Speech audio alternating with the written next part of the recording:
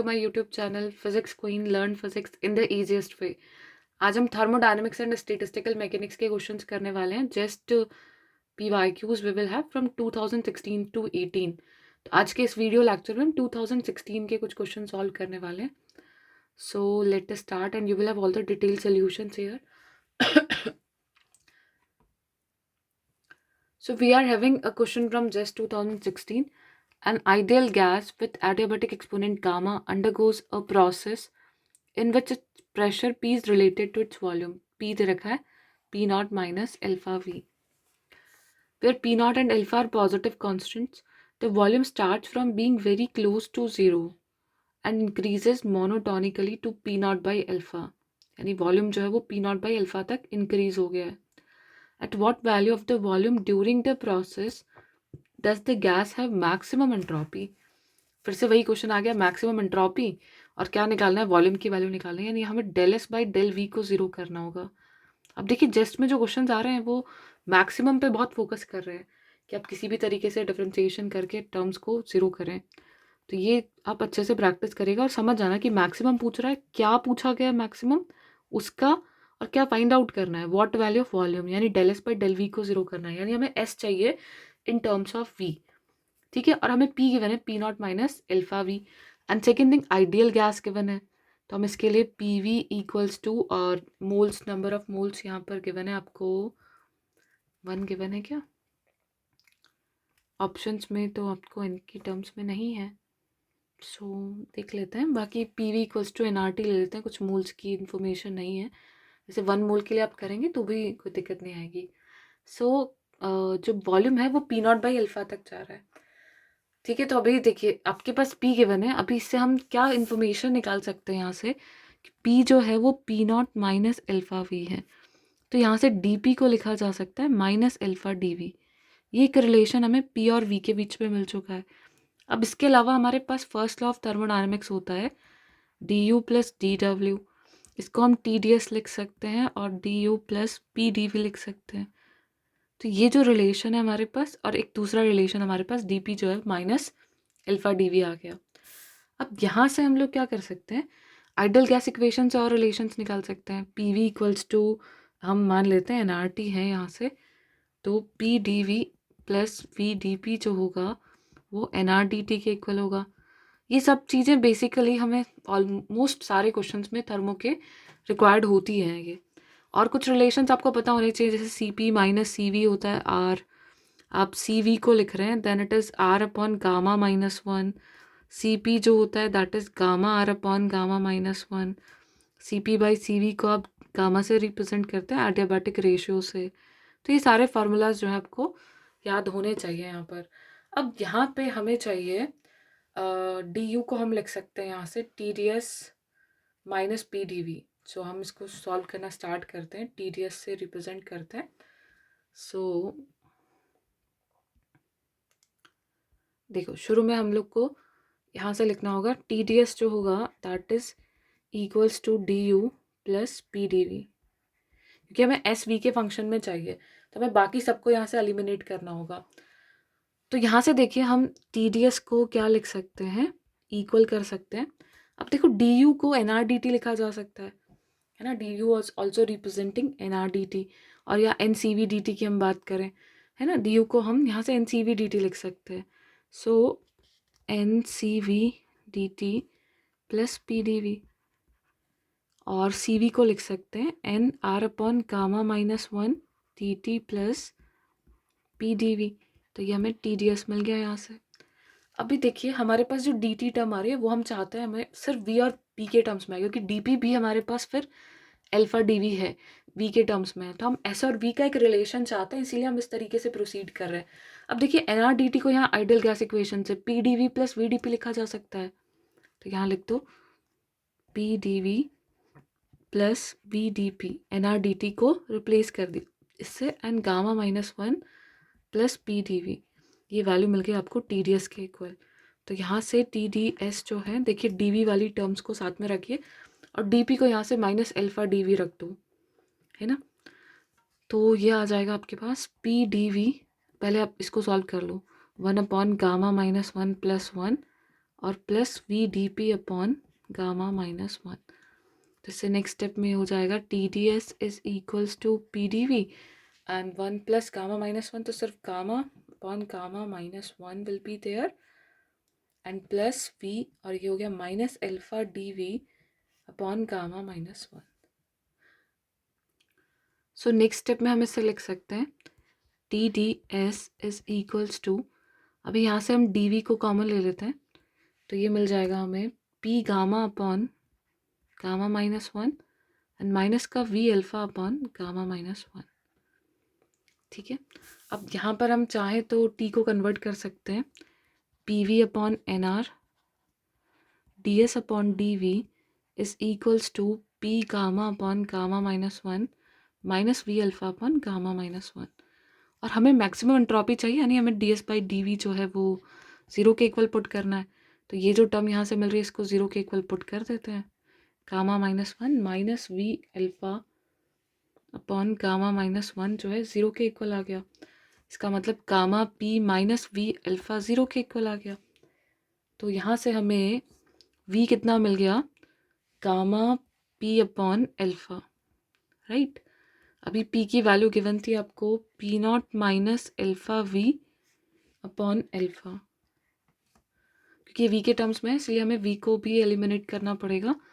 तो v is equals to gamma P not upon alpha minus gamma v, तो v इस side आ जाएगा, one plus gamma is equals to gamma P not by alpha. So यहाँ से हम v को लिख सकते हैं gamma upon one plus gamma and P not by alpha. ये आपका आंसर आ गया। So I hope it's clear to everyone. तो ऑप्शंस में से देख सकते हैं आप, gamma upon one plus gamma and P naught by alpha. So option C is the correct answer here. So I hope it's clear to everyone. Next question पे चलते हैं, उसको डिस्कस करते हैं.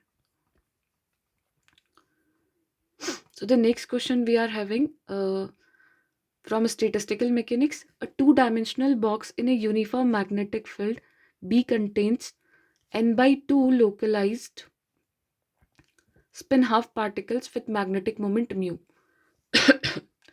and n by 2 free spinless particles which do not interact with each other. तो magnetic moment वाले जो particles हैं उनका इंटरैक्शन रहेगा आपस में, उसको कंसीडर करना होगा, एनर्जी पे कंट्रीब्यूट करेंगे। और n by 2 जो स्पिनलेस पार्टिकल्स हैं ये इंटरैक्शन नहीं कर रहे लेकिन एनर्जी में ये भी कंट्रीब्यूट करेंगे। So the average energy of the system at a temperature T is.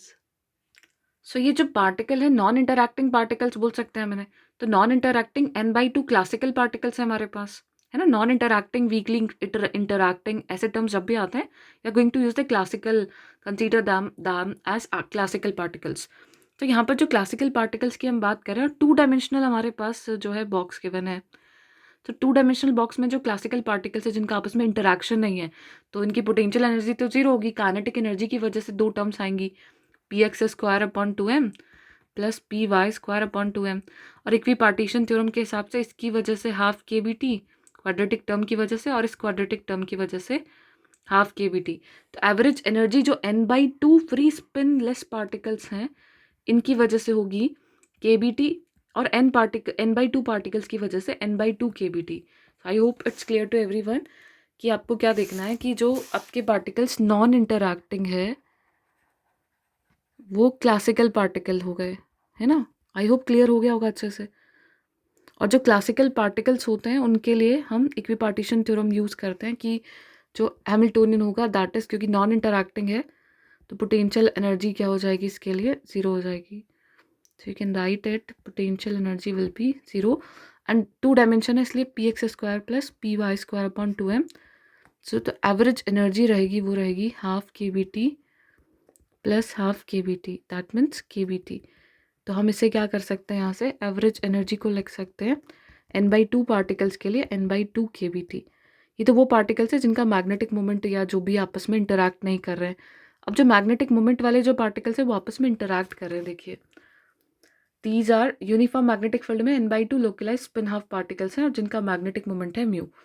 अब यहाँ पर हमेशा ध्यान रखिए कि जो एनर्जी रहेगी यदि मैग्नेटिक फील्ड की डायरेक्शन में आपका म्यू है मैग्नेटिक मोमेंट, तो एनर्जी होती है minus mu vector dot B vector. तो यहाँ एंगल कितना हो गया 0 डिग्री, तो यू कितना आ गया mu B cos 0, that means minus mu B the stable minimum energy. यदि ये आपका मैग्नेटिक मोमेंट इस डायरेक्शन में हो जाता है तो थीटा हो गया 180 डिग्री। 180 डिग्री में आपको जो एनर्जी मिल जाएगी वो मिलेगी म्यू बी मैक्सिमम। तो आप एनर्जी वैल्यूज़ के बारे में ध्यान रखें, ये भी हमने जो डिटेल कोर्स पढ़ा था स्टैटिस्टिकल मैकेनिक्स का उसमें डिस्कस किया था। जो लोग नहीं है प्लस पे उनको मैं फिर से एक बार एक्सप्लेन कर देती हूँ। ध्यान रखिएगा 2 चीज़ें, बहुत बार यहाँ से क्वेश्चन पूछे जाते हैं। ये सिर्फ जब 2 अलाइनमेंट पॉसिबल हैं तब एनर्जीज हैं।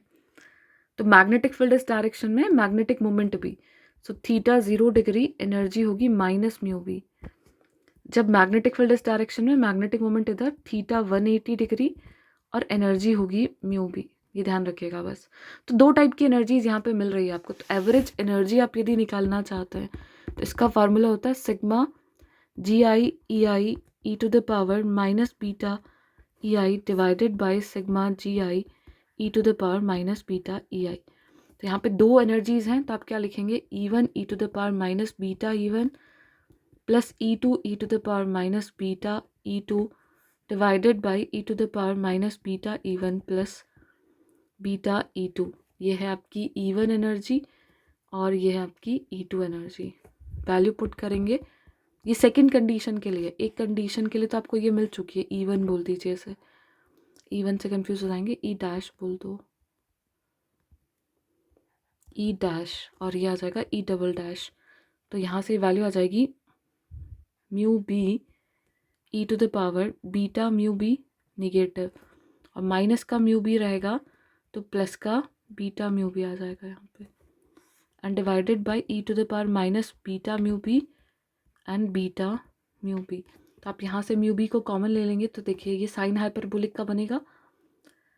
निगेटिव साइन को भी आप कंसीडर कर सकते हैं बाहर, तब साइन में बनेगा E to the power beta mu B minus E to the power minus beta mu B. ये 2 sine hyperbolic beta mu B का फार्मूला बन गया है। और beta mu B plus E to the power minus beta mu B आपका cos hyperbolic का बन गया है। तो minus mu B, this is 2 sine hyperbolic beta mu B and divided by 2 cos hyperbolic beta mu B. तो ये आ गया आपके पास minus mu B 10 hyperbolic beta mu B. और मैंने बोला भी था कि रिजल्ट ध्यान रखिए, याद रखिए। तो जो टोटल एवरेज एनर्जी होगी वो दोनों का समेशन हो जाएगी, और वो थी हमें n/2 KBT मिल रही थी। ये एक पार्टिकल के लिए, n पार्टिकल के लिए n से मल्टीप्लाई हो जाएगा, n/2 पार्टिकल्स के लिए n/2 से मल्टीप्लाई हो जाएगा mu B 10 hyperbolic mu B upon KBT। So जो भी ऑप्शन इस फॉर्मेट में है वो आपका आंसर हो जाएगा। So option C is the correct answer, half n KBT minus n/2 mu B 10 hyperbolic mu B upon KBT। तो यदि आंसर्स याद हैं, ये टर्म याद है तो इंस्टेंट क्लिक कर देंगे। बस इसका ध्यान रखना है क्योंकि n/2 है इसलिए n/2 आ रहा है। हो गया ये भी clear. I hope both questions are clear to everyone, और बाकी क्वेश्चंस हम नेक्स्ट वीडियो में डिस्कस करते हैं। Thank you.